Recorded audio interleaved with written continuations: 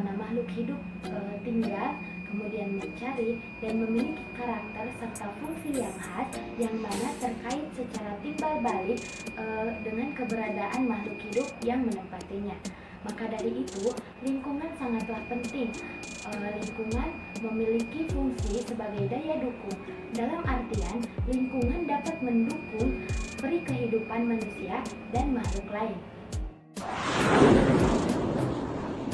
Lingkungan sebagai tempat manusia hidup.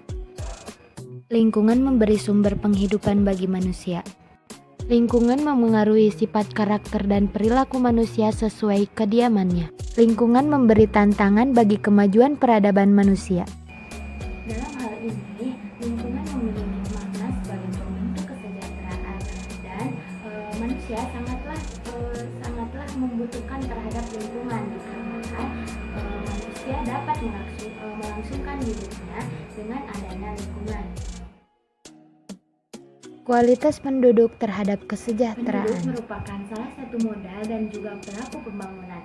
Maka dari itu, hal yang perlu diperhatikan dan berkaitan dengan penduduk adalah meliputi satu aspek kualitas penduduk yang meliputi tingkat pendidikan, kemudian keterampilan, kemudian etos kerja dan juga kepribadian.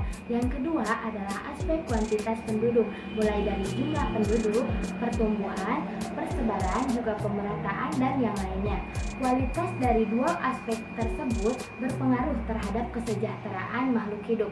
Karena ketika penduduk melakukan kegiatan yang berpengaruh positif atau melakukan perubahan yang positif, maka kesejahteraan dapat diraih dengan semesta. Dalam hal ini, kualitas penduduklah yang berperan baik dengan melakukan kegiatan yang berdampak positif dan guna mencapai kesejahteraan, atau melakukan kegiatan yang berkaitan yang berdampak negatif guna menghancurkan kesejahteraan itu sendiri.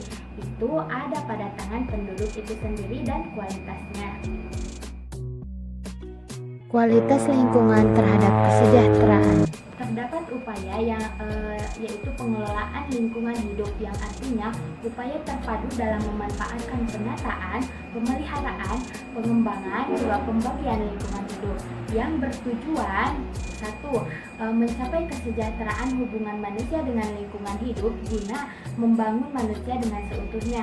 Yang kedua, mengendalikan pemanfaatan sumber daya secara bijaksana. Yang ketiga, mewujudkan manusia sebagai pembina lingkungan hidup. Yang keempat, melaksanakan pembangunan berwawasan lingkungan. Yang kelima, melindungi negara dari dampak kegiatan luar wilayah. Hakikat dari pengelolaan lingkungan hidup oleh manusia adalah bagaimana manusia melakukan berbagai upaya agar kualitas meningkat, sementara kualitas lingkungan juga semakin membaik.